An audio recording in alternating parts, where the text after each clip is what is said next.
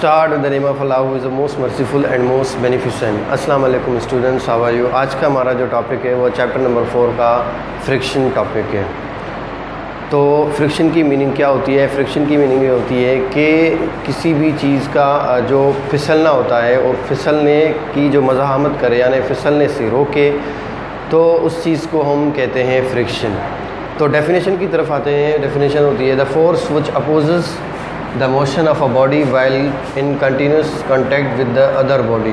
इसका मतलब क्या है स्टूडेंट्स? अगर दो बॉडीज़ आपस में जुड़े हुए हों, कांटेक्ट में हों, तो वो चाहे रेस्ट में हो चाहे मोशन में हो, तो उन दोनों के दरमियान जो है एक फ़ोर्स लगती है जिसको हम कहते हैं फ्रिक्शन। अब ये एक चीज़ है, अब जिस तरह से बारिश वगैरह होती है तो हम चलते हैं तो वो हम जो है फिसल जाते हैं ना, तो एक्चुअली में ये जो फिसलना है ये फ़ोर्स ऑफ फ्रिक्शन नहीं है। ये आप जहन में निकाल दें कि ये हो सकता है कि जो फोर्स ऑफ हम फिसल जाते हैं तो ये फ्रिक्शन है, ये फ्रिक्शन नहीं है। फ्रिक्शन वो चीज़ है जो फिसलने से हमें मैंने पहले भी बताया कि फ्रिक्शन से जो मज़ाहमत करे उसको रोके, यानी कि जो हम जब ज़मीन पे रोड पे चल रहे होते हैं तो हम किस चीज़ की वजह से हम चल रहे होते हैं, तो वो हमारे पास होता है फ्रिक्शन, जिसकी मदद से हम एक रोड पे जो है वो हम चल रहे होते हैं ना, तो उस चीज़ को हम क्या कहते हैं? फोर्स ऑफ फ्रिक्शन कहते हैं। ये दो चीज़ों पे डिपेंड करता है। एक रफनेस ऑफ द सरफेस। अब देखें रफनेस ऑफ सरफेस का मतलब क्या होता है? एक होती है बिल्कुल ही स्मूथ सरफेस, यानी बिल्कुल ही एक जो है मतलब जिस पे आदमी जो है बिल्कुल ही स्मूथ होना चाहिए, यानी एक जिस तरह से अब टेबल स्मूथ है, एक खरी ना हो, ठीक है ना, एक खरी नहीं हो।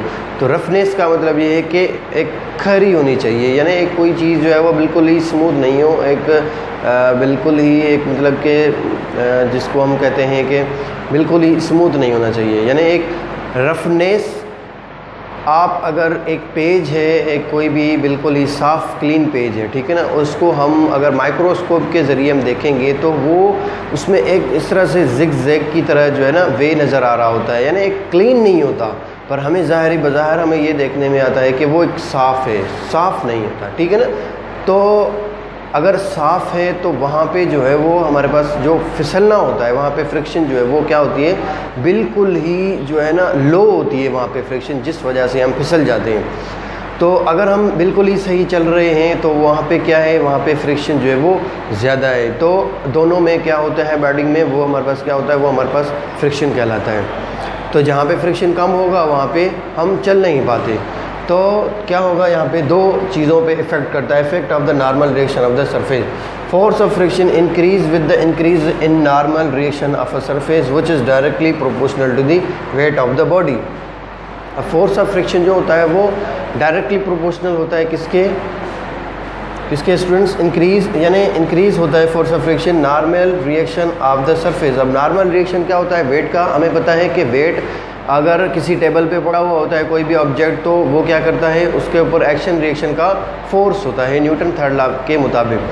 तो एक्शन जो होता है वो स्टूडेंट्स वो नीचे की तरफ जो है वो हमारे पास नीचे की तरफ उसको एक्शन जो है लग रहा होता है फोर्स, और नॉर्मल रिएक्शन जो है वो उसका अपर होता है, ठीक है ना।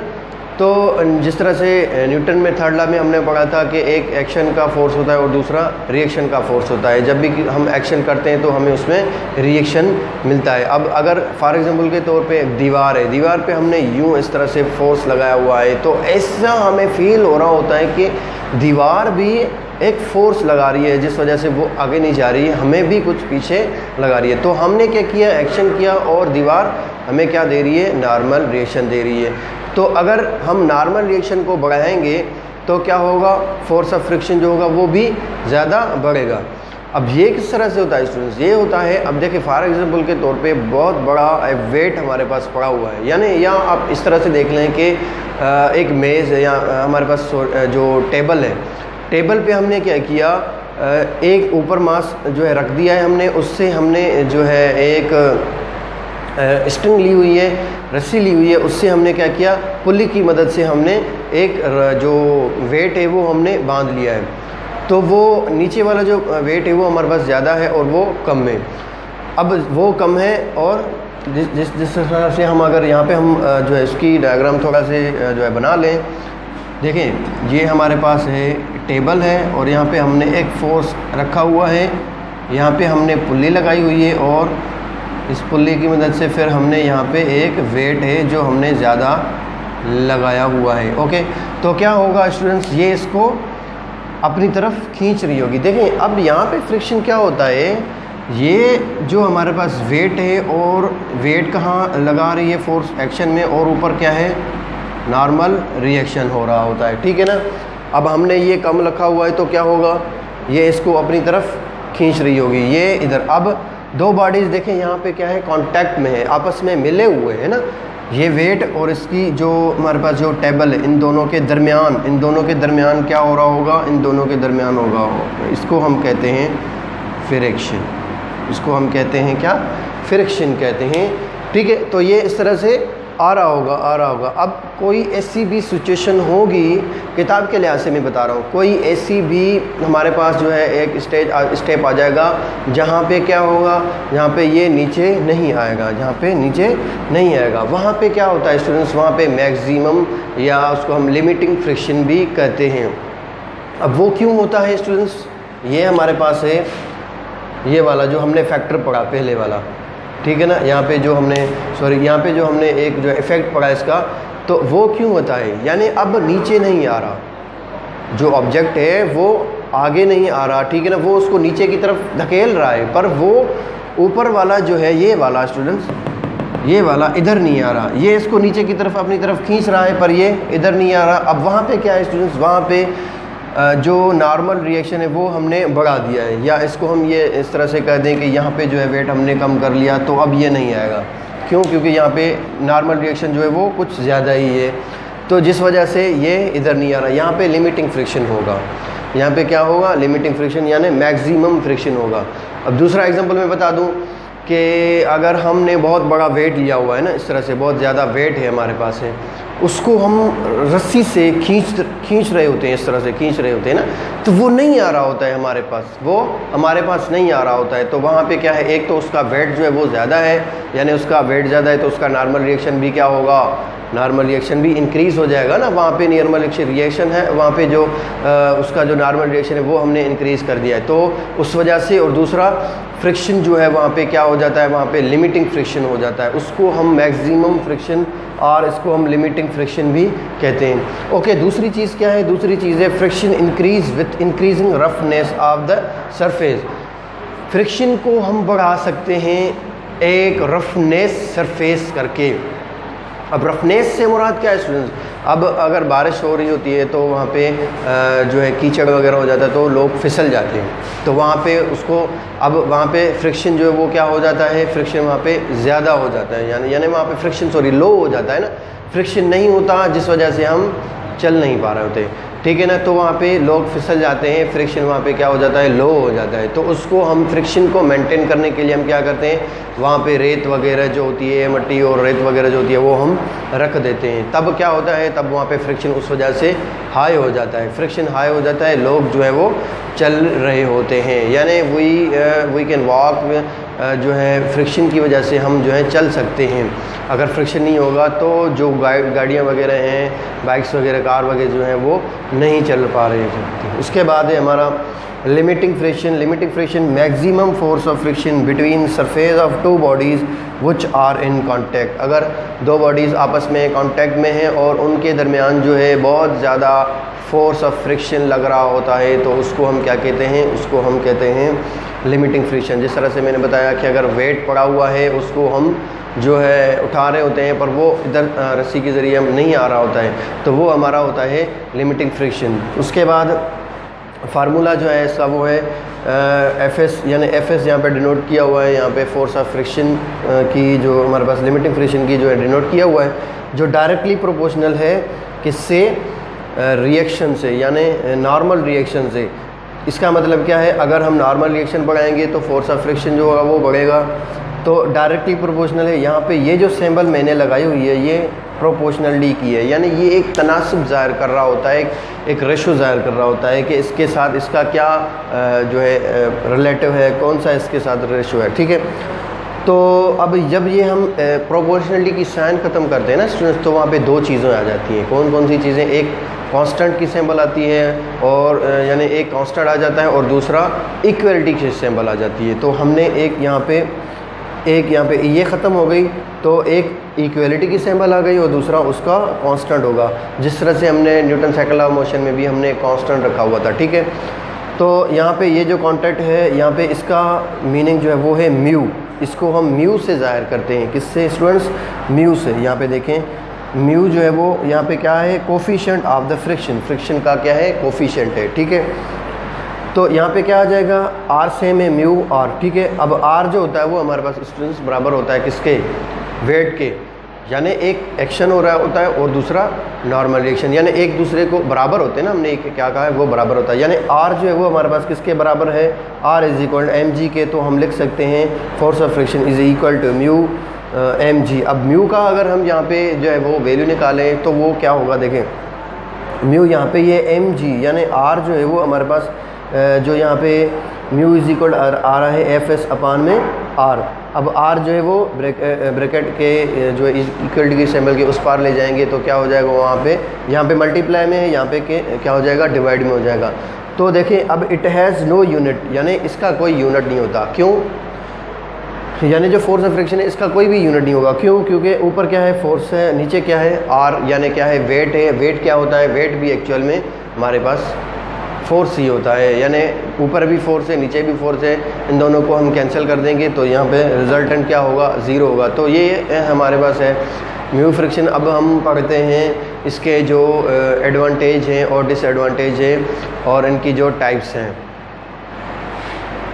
टाइप्स ऑफ फ्रिक्शन जो होती है वो स्टूडेंट्स, अब types of friction according to state of body, यानी बॉडी की स्टेट के हिसाब से फ्रिक्शन जो है वो इसकी टाइप्स किस तरह से होती हैं? दो टाइप्स होती हैं। एक होती है स्टैटिक फ्रिक्शन, दूसरी होती है हमारे पास काइनेटिक फ्रिक्शन। अब स्टैटिक फ्रिक्शन जो होती है force of friction between two bodies when state of rest, यानी दो बॉडीज़ के दरमियान जो फोर्स ऑफ फ्रिक्शन होती है जब वो आपस में रेस्ट में हो, रेस्ट पोजीशन में हो, तो उस वक्त जो है जो फोर्स लग रही होती है उन दोनों के दरमियान, तो वो कौन सी फोर्स ऑफ फ्रिक्शन होती है? वो हमारे पास स्टैटिक फ्रिक्शन होती है। जिस तरह से मैंने लिमिटिंग की बात की कि हमारे पास एक टेबल है और टेबल के ऊपर जो है हमारे पास कोई वेट पड़ा हुआ है और नीचे हम उसको इस तरह से नीचे की तरफ उसको जो है धकेल रहे होते हैं, यानी उसको खींच रहे होते हैं, पर वो आ नहीं रहा होता। तो वहाँ पे क्या होता है? वो दोनों आपस में रेस्ट होते हैं ना। तो वो दोनों आपस में रेस्ट होते हैं तो हमारे पास क्या होता है? वो हमारे पास होता है स्टैटिक फ्रिक्शन। उसके बाद होता है स्टूडेंट्स काइनेटिक फ्रिक्शन, यानी जब भी दो बॉडीज़ जो हैं वो मोशन में हो। काइनेटिक का मतलब ये होता है हरकी, यानी जो भी हरकत में हो। तो जो बॉडीज़ जो है हमारे पास दो बॉडीज़ हों और वो आपस में जो है हरकत में हो, आपस में मोशन में हो, तो उन दोनों के दरमियान जो कांटेक्ट है, उन दोनों के दरमियान जो फोर्स लग रही होती है, तो वो हमारे पास होता है कौन सा फोर्स? Kinetic friction. अब जिस तरह से एक बॉडी है, अब वही टेबल का एग्जांपल आप ले लें। अब जब वो जा रही होती है ना, तो जा रही होती है, वो नीचे उसको खींच रहे हैं, हम नीचे खींच रहे हैं और वो जा रही है। अब वो जा रही है तो वो हमारे पास वो क्या है? वो हमारे पास है काइनेटिक फ्रिक्शन, जो हरकत में है ना, दो बॉडीज़ आपस में हरकत में। उसके बाद types of friction according to the motion of a body. अब जो मोशन ऑफ अ बॉडीज़ अब हरकत में हो तो वो किस तरह से होगा? Sliding friction, force of friction between the surface of two bodies when one is sliding over the other, यानी एक सरफेस पे हमारे पास क्या हो? एक बॉडी जो है दूसरी सरफेस पे क्या करे? स्लाइडिंग करे, यानी वो फिसल जाए। अब फिसलने से मुराद क्या है? जिस तरह से अब कीचड़ वगैरह हो जाता है तो आदमी जब चल रहा होता है तो वो जो है नीचे फिसल जाता है, तो वहाँ पे कौन सी हम यूज़ करेंगे? वो हमारे पास है स्लाइडिंग फ्रिक्शन, ठीक है ना।